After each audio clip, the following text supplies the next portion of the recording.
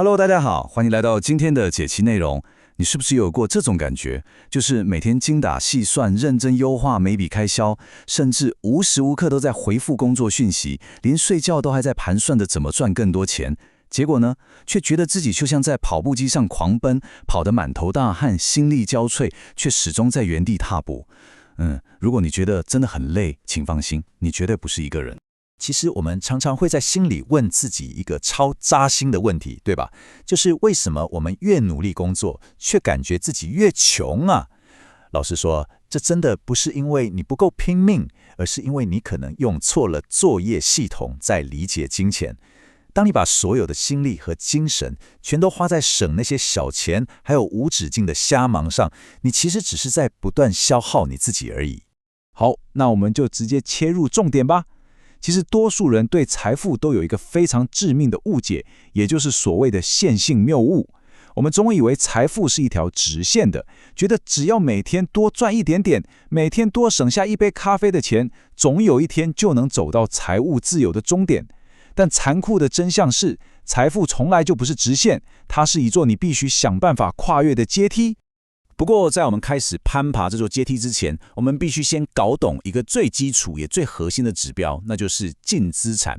简单来说，净资产就是你拥有的一切减掉你欠下的一切，就这么简单，这才是你真正的底气。我们真的必须把注意力从每个月发薪水的那张薪资条，彻底转移到这个真正能衡量财富的数字上。这里有一个超棒的汽车比喻可以说明这件事。你想想看，你的收入就像是一台车的引擎，它决定了你现在的马力有多强，而你的净资产呢，它就是你的油箱，决定了你在这条路上到底能撑多久。引擎决定你跑得快不快，但油箱才真正决定你走得远不远。但问题来了，为什么很多人明明换了一颗超强大的引擎，最后却还是跑不远？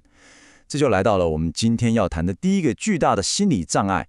其实他们的大脑还在运行着过时的金钱作业系统，他们以为只要无脑的拼命工作就能致富，却完全忽略了系统升级的必要性。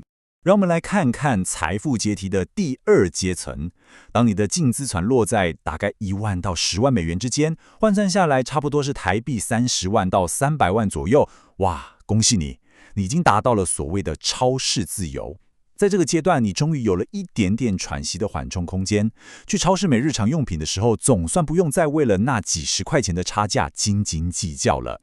可是呢，最矛盾的地方就在这。很多人明明银行账户的数字已经顺利挺进第二阶了，心态却还死死卡在第一阶的生存模式。你想想看，你是不是也曾经为了省下那区区60块钱左右的免运费，花了整整3个小时在网络上疯狂比价，甚至不惜跑遍大半个城市去拿货？天哪，你以为自己赚到了，对吧？但其实你亏大了，因为你完全忽略了时间才是你手上最昂贵的资产。而这就是第二阶层最危险的陷阱，我们称之为温水煮青蛙。如果你一直抱持这种微观的生存心态，这种看似舒适却又充满无力感的状态是会欺骗你的。你可能会安于一份看起来还过得去的工作，不再刻意去推动职涯发展，最后就是陷入一滩死水的停滞期。为了打破这个可怕的僵局，我们必须听听数据专家 Nick Margiali 提出的一个非常残酷，但也无比真实的1%法则。这句话真的很重。他说，如果一个机会不能为你的总资产增加至少1%，那它就根本不值得你投入时间。请把这句话深深印在脑海里，因为它绝对是帮你戒掉低价值瞎忙的最佳解药。所以这当中最关键的点是什么？就是当你明明已经拥有了10万美元的净资产，如果这时候你还跑去接一个只能赚100美元的小零工，那简直是在羞辱你自己的时间。你这样做根本不是在累积财富，你只是给自己找了一份比较大的工作而已。说穿了，你依然被困在劳动时数的牢笼里出不来。这也就是为什么我们必须彻底改变原有的思维范式。真正的财富增长绝对不是靠着疯狂加班或是到处去捡碎银子慢慢凑出来的。想要成功跨越到下一个阶层，你必须做到一件事，将你的时间跟你的金钱彻底脱钩。这个脱钩会形成一个非常强烈的对比。你看，第二阶层的超市自由，其实还是带有很强烈的生存心态跟劳动力依赖。但是，当你成功跨越到净资产达到10万到100万美元的第三阶层，也就是所谓的餐厅自由时，游戏规则就变了。你不再是一个单纯出卖时间的人，你已经转变成一个实实在在的资产累积者。那么，我们要怎么做才能像打游戏破关一样，成功清除第二阶的障碍，永久升级我们的财务作业系统呢？别担心，资料里为我们准备了非常具体的主线任务。升级这套系统有3个很明确的步骤哦。第一，升级你的职涯引擎；第二，寻找你的财富杠杆；第三，建立你的资本水桶。这3个任务能帮你把大脑从卖时间换钱的旧思维，重新连线到建立指数型资产的新系统上哦。然后我们先来看第一个任务，升级你的职业引擎。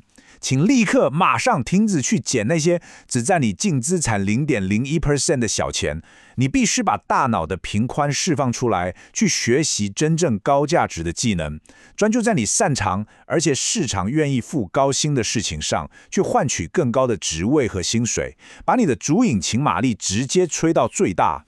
接着是第二个任务，寻找专属于你的财富杠杆。想要真正跨越阶梯，你绝对不能只靠劳力硬拼，你必须在传统的按小时计酬之外，找到能够将时间跟收入完美分开的杠杆。这真的是打破收入天花板的唯一方法。要做到这点，你需要的是无需许可的杠杆。这包含了什么？像是资本、内容，还有程式码。他们的共同点非常迷人，就是一次性解决问题，然后无限次复制。不管你是写了一篇超有价值的数位文章，还是开发了一段自动化程式，这才是真正能让你收入倍数成长的秘密武器。接下来，让我们看看这会怎么推动我们进入最终的第3个任务——建立资本水桶。当你踏入第3阶层之后，你会深刻体会到投资这件事变得成指数级别的重要，因为光靠赚钱已经不够了，你必须学会怎么留住这些钱，并且放大它们。这里有一个非常生动的比喻，小汤匙代表着你用微小的本金去疯狂追逐极高的报酬率，而大水桶呢，则是你拥有了庞大的本金，这时候即使报酬率只是一般般，却依然能累积出惊人的水量。这告诉我们什么？建立一个庞大而且能持续复利的本金水桶，绝对完胜你拿着一根小汤匙在那边到处捞水。所以，一旦你的刀心跟杠杆为你带来了稳定的现金流，下一步该怎么做？你应该立刻将这些资金重新分配，持续投入到能产生收入的多元化资产里面，像是大盘指数型基金。到了这个阶段，时间就会自动跳出来，开始替你做那些最吃重的苦力活了。这就是投资最迷人的复利效应。你在前期的所有努力，就像是亲手捏出了一颗小雪球，只要把它放在一条够长的雪坡上往下滚，它最终一定会变成一场势不可挡的财富雪崩，为你带来超级巨大的财务动能。这才是让财富真正起飞的关键所在。但在最后，请千万记住，我们这么努力攀爬这座财富阶梯，目的到底是什么？就像这句话说的一样，阶梯的尽头不是另一个冰冷的数字，而是那个更自由、更真实的你自己。金钱终究只是个工具，获得完整的个人自主权，才是我们这趟旅程真正的目的地。在今天的解析结束之前，我想把这个问题留给你。在你每天的生活当中，有哪 80% 让你忙得团团转，却毫无效率的瞎忙，是你今天现在就愿意放掉的？真的，别再浪费时间假装努力了。从现在起，砍掉那些无效劳动，立刻开始打造真正属于你的财富杠杆吧。